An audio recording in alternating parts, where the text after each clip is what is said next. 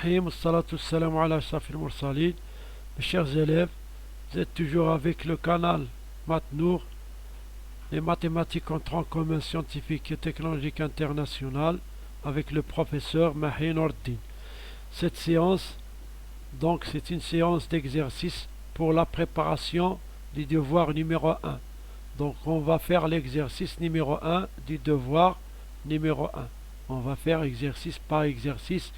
Donc cette vidéo, on a seulement un seul exercice numéro 1. L'exercice numéro 2 sera dans la vidéo prochaine.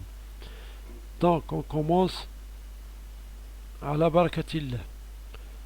Allez, donc on a l'exercice du devoir, exercice 1. Donc on a 4 questions. L'exercice, elle est dans l'arithmétique, c'est un exercice d'arithmétique dans N, la parité, puis les diviseurs d'un nombre entier naturel. Donc avant de passer à la correction, veuillez faire l'exercice vous-même, puis vous allez passer à faire la correction et comparer vos réponses avec celles que je vous donne.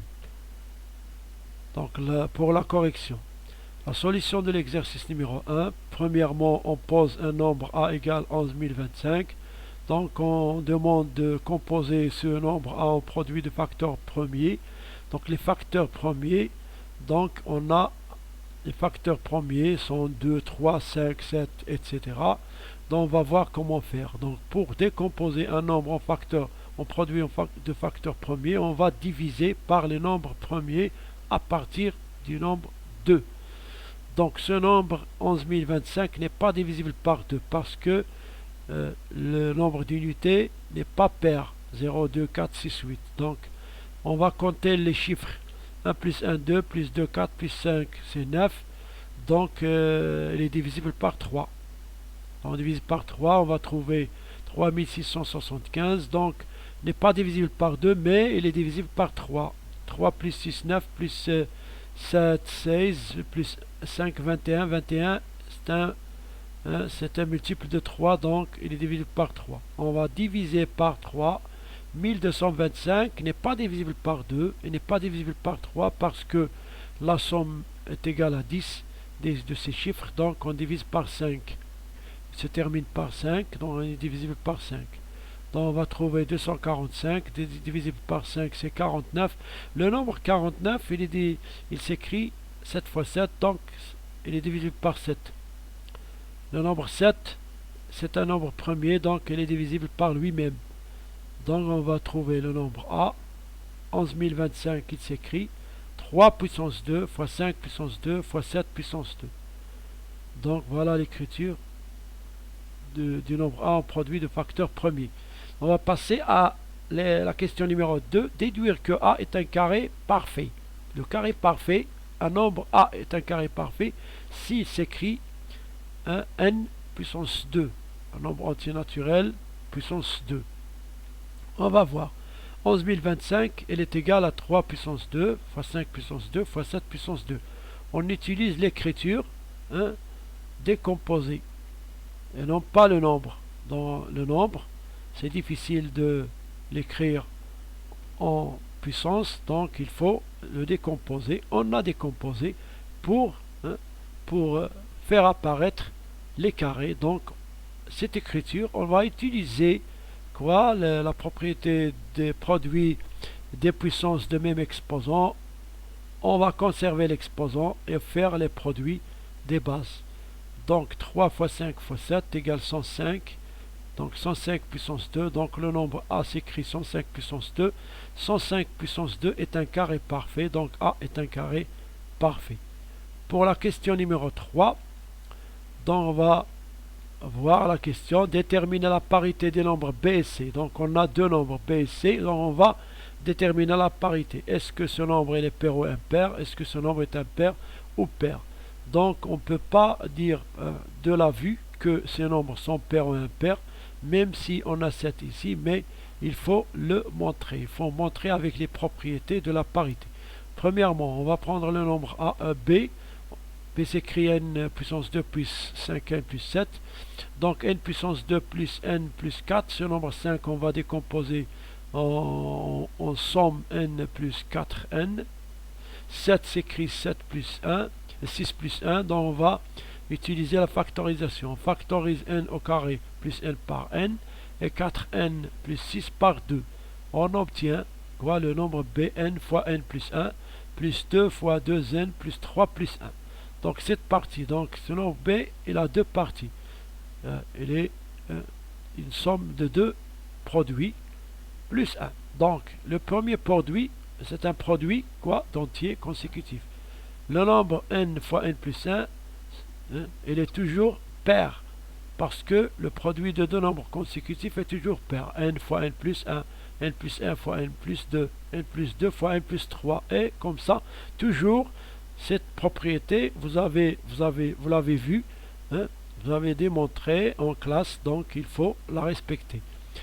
La deuxième partie, 2 fois 2n plus 3 plus 1. Donc ici c'est 2n, 2k plus 1. Donc ce nombre, il est impair. Donc le nombre 2 fois 2n plus 3 plus 1 est impair. Donc le nombre b, c'est la somme de quoi? C'est la somme de deux nombres différentes parités. Un nombre pair et un nombre pair. Et toujours la propriété, la somme de deux nombres de différentes parités est un nombre impair. Donc b est un nombre impair. Pour le nombre c, donc le nombre c, la parité du nombre c, le nombre c s'écrit 5n puissance 3 plus n au carré, avec n appartient à n. Donc ici on ne peut pas dire que ce nombre est pair ou impair, donc il faut démontrer, et toujours il faut réfléchir à les nombres consécutifs, parce que cette écriture, la méthode de résoudre cette question, ou bien de répondre à cette question, c'est toujours penser au nombre consécutif. Donc on va décomposer le nombre. 5n puissance 3 plus 3n plus n puissance 2.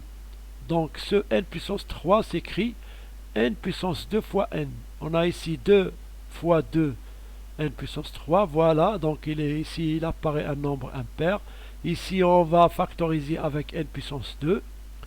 On aura n puissance 2 fois n plus 1. Ici 2 fois 2n puissance 3. Donc on a l'écriture ici 2 fois 2n puissance 3 plus n fois n fois n plus 1. Donc ce nombre, ce produit, c'est le produit de deux nombres consécutifs. Donc on a 2 fois 2n puissance fois 2n puissance 3 est pair. N fois n plus 1, elle est pair. Donc automatiquement n fois n plus 1, elle est pair. C'est un produit. Donc ici on a le nombre, elle est pair. Donc le produit de deux nombres, un nombre pair et un nombre quelconque, donc il est toujours pair. Donc ici on trouve que 5n puissance 3 plus n au carré est la somme de deux nombres impairs, pair. Donc c est un nombre pair. Voilà, on a utilisé la démonstration. Donc il faut respecter toutes les propriétés de la parité que vous avez vues.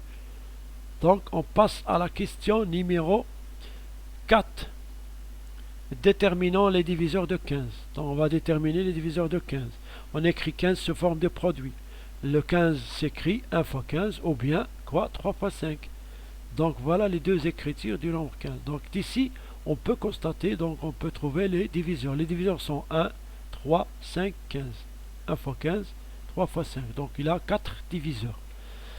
Déterminons les nombres x et y tels que x moins 3 fois y moins 2 égale 15. Donc ce produit égale 15, donc on va utiliser le produit 1 fois 15 et 3 fois 5. On a 3 moins x moins 3 fois y moins 2 égale 15, donc c'est-à-dire que ce produit égale 1 fois 15, ou bien ce produit égale 3 fois 5. Donc on a des cas. Premièrement, ici, on peut avoir ici 1, ici 15, et à l'envers, 15, 1. Donc parce que la multiplication est commutative, donc on peut changer de place des facteurs, donc le produit ne change pas. Donc on a les cas. Si ce produit égale 1 fois 15, c'est-à-dire soit x moins 3 égale 1 et y moins 2 égale 15, soit x moins 3 égale 15, y moins 2 égale 1. Donc on a ici deux nombres.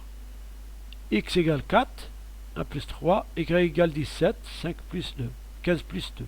Ou bien x égale 15 plus 3, 18, y égale 1 plus 2, c'est 3. Le deuxième cas, le produit égale 3 fois 5.